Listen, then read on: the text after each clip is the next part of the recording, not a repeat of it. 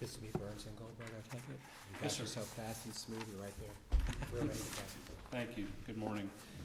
My name is Drew Clayton. I'm here on behalf of the appellants, Kevin Burns, Evan Burns, and Kelly Burns.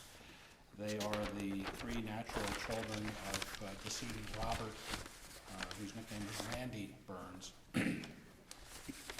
We're here, I think, to address two issues today, and if I may, I'd like to reserve 5 minutes of time. Thank you. Judge, thank you. The two issues are whether a defectively executed trust can be incorporated in a validly executed will. And the second issue really only comes about if you find that it can be. If you agree with the appellees that, and with the trial court that in fact a defectively executed trust can be incorporated, then there's a second question, and that is whether the trial court committed reversible error when it granted summary judgment in favor of the appellees, notwithstanding the fact that there is a question of fact as to whether the trust was actually in existence at the same time. What I'd like to do is to address the first issue. As you know from our briefs, we've tried to address how two statutes which seemingly contradict in some respect can be read logically together. The first statute is 732.512, as you know, which is the incorporation by reference statute. And I would just note in passing, we'll come back to this a little bit later, that statute essentially says you can incorporate a document by reference if that document is in existence at the time. And this is a document, obviously, we're talking about a will incorporated by reference, a document such as that. The second statute is 736.04032B. And that statute is the one that says that trusts have to be executed with the same formalities as a will, which means that they need to have two witnesses. As you know from reviewing the record in this case, it's undisputed that the trust did not have two witnesses, whereas the will did. The first question, I guess, is a rhetorical one that I would ask, and why did the legislature require two witnesses? Well, ostensibly it required two witnesses in a will to make sure that this was in fact the decedent signing it, and that this was apparently the decedent's testamentary intentions. Is it fair to assume that the legislature required two witnesses in a trust for the same reason? I think it's important not only for us to know that we can have confidence that the decedent actually signed the document in question, but when the decedent signed it. When the decedent signed it is really a critical question of fact in this case, and I'll get back to you in a few minutes about why that's so. And I'd ask another rhetorical question. What would happen if the reverse had occurred? What if the facts of this case were that the will was improperly executed? It lacked witnesses, but the trust did. Could the validly executed trust salvage an improperly executed will? I think the question begs the answer, but I'll continue. Now, the appellees argue that the will is clear on its face, but do we have the right trust? I would ask you when you have an opportunity. Let me ask you this, does it matter whether we have a trust that complies with the requirements of the trust statute if the incorporation statute provides a document? Well, a broad term, a document. well, It doesn't state a document that has been executed, that has legitimacy standing alone. Simply says a document. well, a document that was in existence at the time the will was Right, but executed. that's a different question. Okay. I'm focusing on the word, a document may be incorporated. Sure. Well, let me turn my attention to, I'll jump ahead to a piece of the argument I wanted to make in any event, and that's the question of statutory construction. One of the cases we cited in our brief was Murray versus Mariner Health, and that's the case that sets out a couple of important tests for statutory construction. And one of those tests is that where you have a more specific statute, it takes preference over a more general one. So in response to your question, Judge, what we have with the incorporation by reference statute is a general statute. It says you can incorporate a document by reference, assuming that that document's in existence. But that is a general statute, as opposed to 736.0403, which says that you must have two witnesses. That's a very specific statute. So I think that if you look at that first rule of statutory construction, that second statute, the testamentary formalities statute, really should take precedence. It should trump the general incorporation by reference statute. But there's another principle that provides that you must interpret them, you must reconcile the two of them, and a reasonable reconciliation is that if you're seeking to enforce the trust under the trust statute, then it has to meet those strict requirements. But that's not what we're trying to do.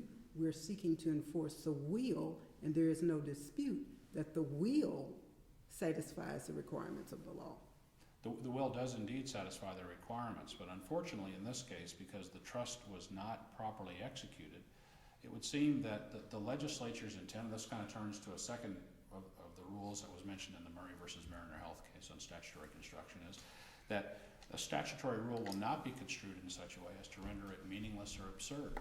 If we allow, in this instance, the general incorporation by reference statute to take priority, to trump, if you will, the formalities of execution that are required by the other statute, essentially that results in rendering that other statute meaningless and absurd.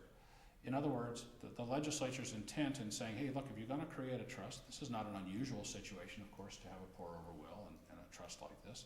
If you're going to create a trust, you've got to follow certain requirements. Now, I understand that it seems, you talked about a gap in the last case. This is a gap of sorts, I suppose, in this case, in a way, that it says, you could have other kinds of documents that could be incorporated, but why not a trust? And I understand the visceral appeal to that argument, but the legislature set out certain specific requirements for how trusts were to be executed.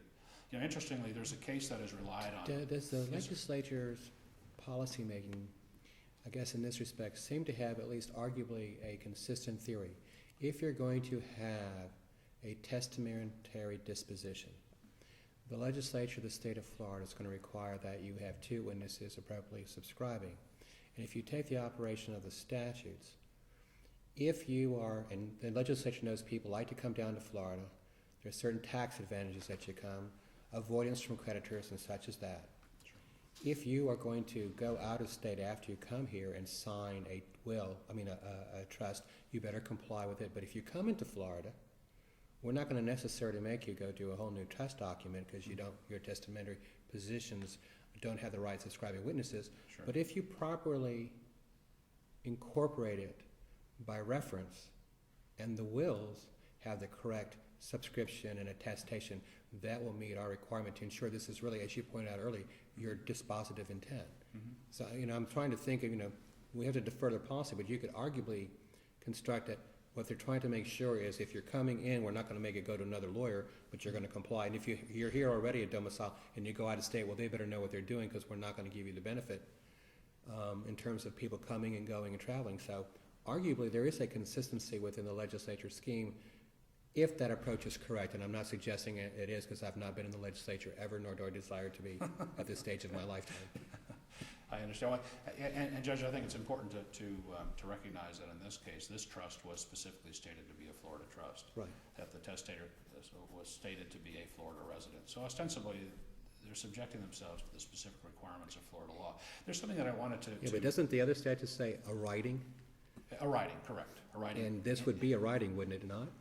It is most definitely a writing. But again, we come back to that rule of Whether or not for the statutory testamentary point of the dispositional aspect of the trust, you have to meet the subscription requirements, the Correct. two witnesses, et cetera. Correct. A couple of things that I wanted to point out as well. One of the cases that's relied on by the appellees is the estate of McGahey case, and that's where the court addresses the incorporation by reference statute. Factually, in the McGahey case, it's important to realize that what we had in that situation was documents that were physically attached to the will. They were located, all attached.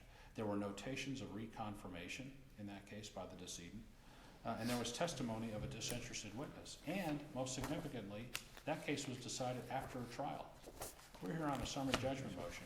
And there's something that I'd like to ask you to take a look at in the record, if you would please. On pages 47 and 101 of the record, those are execution pages in the record. Now, page 47 of the record is the execution page for the will, and page 101, maybe 100 as well, but there are two execution pages for the trust. Something I'm going to just throw out to you that raises questions in our mind. You will note, when you take a look at those documents, that there are blank spaces on the blank day of blank, and in each instance you'll see where there's 2010 as a year that's typed in, another one says 2011, and they're crossed out in those documents, and then 2012 is typed in. Why does it matter? because the issue of whether the trust that we're talking about here was in existence is really central, I think, to a factual question that exists in this case. We know that my opposing counsel, Mr. Goldman, has raised in his brief, well, gee, both sides moved for summary judgment, so why can't we just deal with it on that basis alone? Well, and I understand the argument. The difference is, we, of course, took the position in the trial court that we were entitled to summary judgment and the other side wasn't, not only because of the statutory question we raised, but because of a factual question that's out there. And the factual question is, was that trust in existence? And by raising that question in our cross motion for summary judgment, the response we got included an affidavit from Natalie Sherman. Natalie Sherman is the law partner of Stephen Goldberg, who is the trustee of this trust. Natalie Sherman apparently prepared the estate planning documents at issue.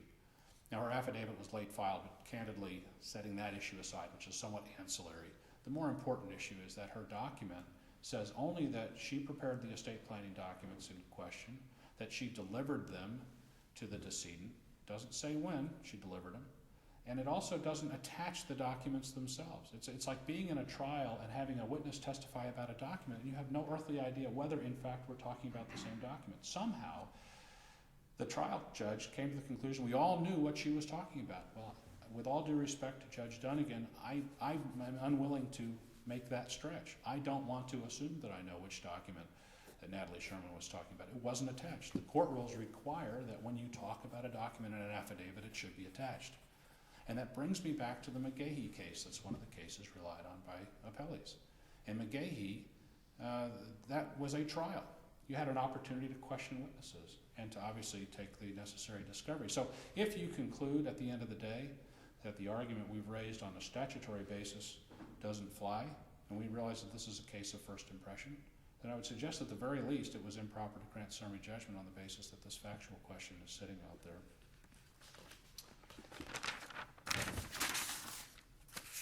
How much time do I have, Judge, if I may ask? You are about to hit 12. Okay. If I may, I'm going to, I will reserve.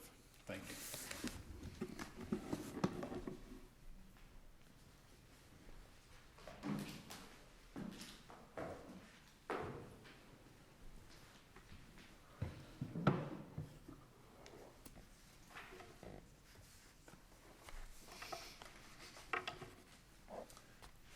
Good morning, and may it please the court, Bob Goldman on behalf of Mr. Goldberg and Mr. Towsey, the fiduciaries in this matter. Before I go any further, I want to correct a typographical error. Apparently, mentally, I cannot put a 0 in front of 403, but 736-0403 is what I'm talking about when I say 403. Fortunately, there's not one 403 to confuse you.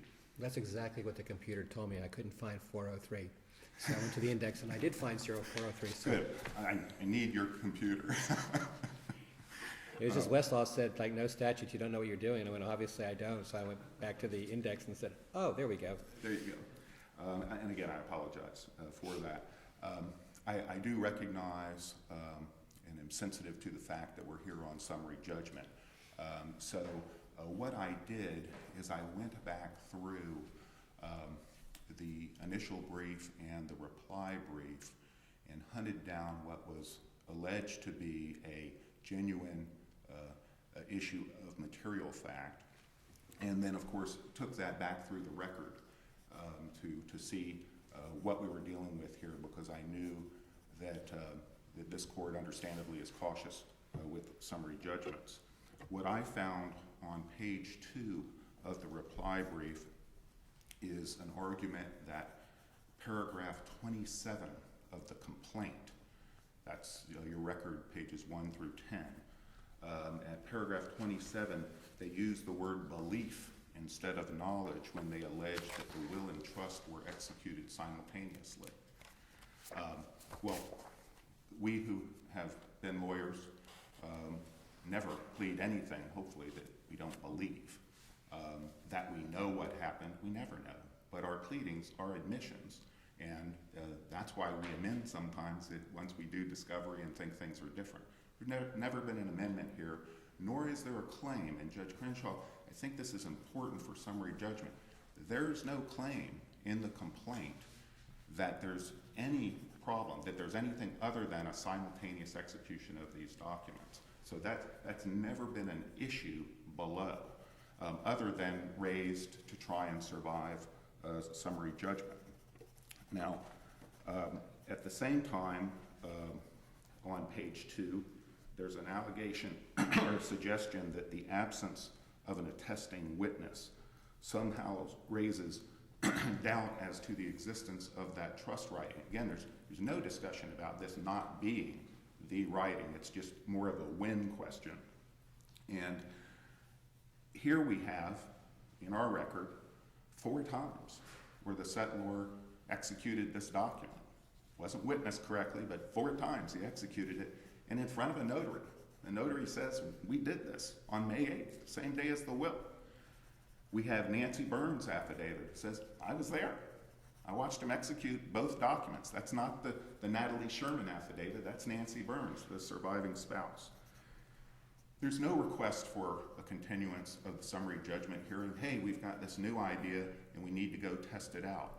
Hey, we need a continuance so we can amend our complaint to actually assert the very thing they're asserting now. That's just not there. On page 3, we have the statement that it's inexplicable why witnesses were not asked to witness the trust. And apparently this somehow means there's, somehow the writing was not in existence. But again, the complaint doesn't say anything about that. Inexplicable, I think it's pretty explicable when you look at the trust itself. It has no line for a witness to sign. So no witnesses signed. Is it correct under Florida law? No. We've conceded that point. But it's not inexplicable at all. And it frankly simply doesn't matter. It's not a genuine issue.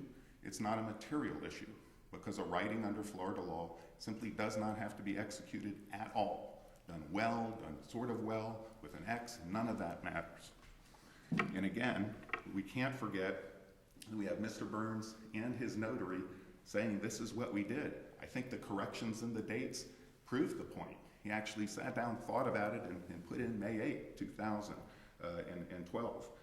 And again, we have Nancy Burns' affidavit. No competing affidavit, by the way, just a lawyer and a good lawyer trying to work out of and create doubt where there is no genuine issue of material fact. Now on page 4 of the reply brief, they get into intent. And they say the court should not assume the intent of Mr. Burns. Well, I agree, you shouldn't assume it. You are legally bound to accept it. What he said in his will, we all must follow. On page 2 of the cross motion, that would be at the record at page 119, the appellees admit that they're not challenging the will. So if you're not challenging the will, Judge Sabella, what do you have to do? According to the legislature, 732.6005, you have got to accept the terms of the document. According to the Supreme Court of Florida in Aldrich versus Basile, you have to accept those terms, and what you cannot do is listen to children speculating, or even what the testator himself sort of talked about at a cocktail party. It's what's in the document that matters. Then, that Mr. Burns intended to incorporate the writing into the will was actually admitted on page 11 of the initial brief. They say that's what he intended, and how can you say otherwise? I mean, it's obvious, so it's not something to interpret. On page 18 of the initial brief, they ask the question if the decedent had known that the testamentary provisions of the revocable trust were invalid, would he have preferred his property to pass by intestacy or by the terms of the trust incorporated by reference in the will? Well, Mr. Burns answered that question himself in paragraph 2.1 of his will. He says, hey, if this is somehow ineffectual, and there's a whole bunch of it that would be ineffectual, then I want to incorporate it in my document. So those are the so-called fact issues that aren't genuine and aren't material and do not in any way preclude summary judgment. Let me address quickly, because I know this can be confusing. Judge, am I okay on time? Oh, you're doing quite well. You're about to hit 7. Okay. So on this supposed conflict issue between 736-0403 and 732.512. What we have to remember is we have a probate code and we have a trust code. A time came when everybody, the fad was avoiding probate. How do you avoid probate? You create a trust. A revocable trust you can change just like you can change a will. And it's going to have testamentary provisions. Well, along comes a case called Zuckerman versus Alter in the Supreme Court of Florida. I was on the losing side. I got 3 justices, but not a 4th one. And the Florida bar was outraged over the idea that you could actually have testamentary provisions in a revocable trust and not have it executed with the formalities of a will. So that got changed. And then under the new trust code, it was adopted in 736.0403. Why? Because it's used all the time. Judge Casanova, not just out-of-state folks, everybody uses this. A lot of people don't even have a will. They just have this revocable trust. They apply everything into it, even their homestead, which gets dicey, but they do it. So we have a provision that says you can do that, but if you're going to do it, that freestanding revocable trust that's a will substitute at that point must have these execution provisions. That's where it belongs in Chapter 736, which governs trusts. Over here in the will category, we have 732 and 733. In 732.502, we have the execution requirements for a will. What the legislature is saying is, look, we don't care which one you do. Our policy is this. If we're dealing with testamentary provisions, thou must have them executed in accordance with a will. 732.512 in no way defeats that concept or that policy. Because if you have a writing that's not been executed by anyone, it's still being incorporated in a document that has been signed with those formalities. So the idea of a conflict, it's just not there. They just run parallel and they pursue the same policy and achieve the same goal, whether you believe in it or not, that those formalities are important. And that's what the legislature has said. So there's simply no conflict there. What Mr. Burns did is good estate planning in this sense. When you have this situation where you have a will and a trust, and your trust is ultimately going to provide for the residuary beneficiaries, your intended beneficiaries, things can happen. Bad things can go on in the execution room, in this case, bad things with the execution. All kinds of other things can happen in life. So what you do is you put in a provision that not only says, I want to leave it to my trust, but says, if that somehow isn't working, if that intent isn't being achieved, then I want to incorporate all those provisions in my will. That's what happened here. That's what saved his estate plan, and that's why an affirmance should come out of this court.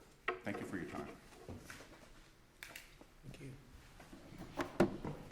And I didn't mean to cut you off if there was a question. No, I think you anticipated Sorry, okay. properly. Of course, I've been wrong before, so. Very briefly. The only so-called witness that we have an affidavit from in the summary judgment proceeding is Nancy Burns, who's obviously not a disinterested witness in this proceeding. We didn't request continuance because we were not required to request a continuance under the factual setting that we were in, the procedural setting in this case. We obviously were relying on the legal argument as to statutory construction more than anything else, but there's no doubt that there is a reasonable factual question as to whether or not this trust was in existence at the same time that the will was executed. I know that Mr. Goldman mentioned that this is a so-called freestanding trust, and I think we all recognize that this is a common estate planning technique. That said, the trust is not truly freestanding once it's incorporated by reference in the will. By bootstrapping the trust, it's no longer freestanding. It's true that the trust could operate separate and apart from the will if there was no will. If, by way of example, the decedent had transferred his assets into the trust prior to his death, and there would be no need for a will. But in this particular instance, the will incorporates it. And we make reference to the fact in our brief that the will on its face incorporates the, I believe it's referred to as the Revocable Trust of Robert L. Burns. But again, we don't know whether we're talking about the same document or not. So, in any event, I thank you for your time. And are there any other questions? Does not appear that way. Thank you very Thank much. you, counsel. Thank you both, well argued. At this point, it appears we have got through our morning sessions with great alacrity. I don't know if you want to